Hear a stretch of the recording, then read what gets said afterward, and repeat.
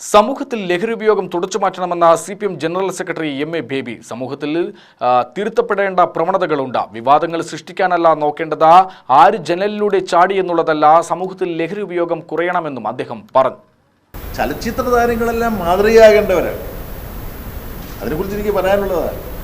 സമൂഹത്തിലെ വ്യത്യസ്ത മേഖലകളിൽ ഉന്നത സ്ഥാനത്തിരിക്കുന്നവരെല്ലാം മാതൃക കാണിക്കേണ്ടതിന് പകരം അവരിത്തരം കൊസ്രാക്കൊള്ളിത്തരം കാണിക്കുന്നു എന്ന് വരുന്നത് അവമാനകരമാണ്.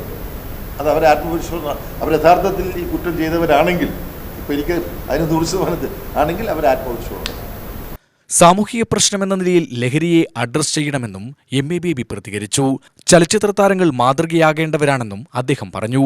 പാലക്കാട് CPM ജില്ലാ കമ്മിറ്റി ഓഫീസ് സന്ദർശിച്ച ശേഷം മാധ്യമങ്ങളോട് സംസാരിക്കുകയായിരുന്നു MA ബേബി. വഖഫ് ബിൽ ഭേദഗതി വിഷയത്തിൽ BJPക്കേറ്റ പ്രഹരമാണ് സുപ്രീം കോടതി വിധി. ജനങ്ങളെ ഭിന്നിപ്പിക്കാനാണ് BJP ശ്രമം. RSS നേതാക്കളെയല്ല നഗരസഭ ആരാധിക്കേണ്ടത് എന്നും അദ്ദേഹം പറഞ്ഞു. തീക്കളിയാണ് BJP സർക്കാർ നടത്തുന്നത്. സുപ്രീം കോടതി ഇത്രയെങ്കിലും ഇടപെട്ടത് ആശ്വാസമാണ്. മോദിയും അമിത്ഷായും തിരുത്തണമെന്നും അദ്ദേഹം പറഞ്ഞു.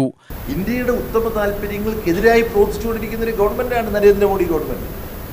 അതിൻ്റെ ഏറ്റവും ഒടുവിലത്തെ തെളിവാണ് മുസ്ലിം രാജ്യങ്ങളെന്ന് പറയുന്ന പല രാജ്യങ്ങളിലും ഉള്ളതിനേക്കാൾ മുസ്ലിം ജനസംഖ്യയുള്ള രാജ്യമാണ് ഇന്ത്യ.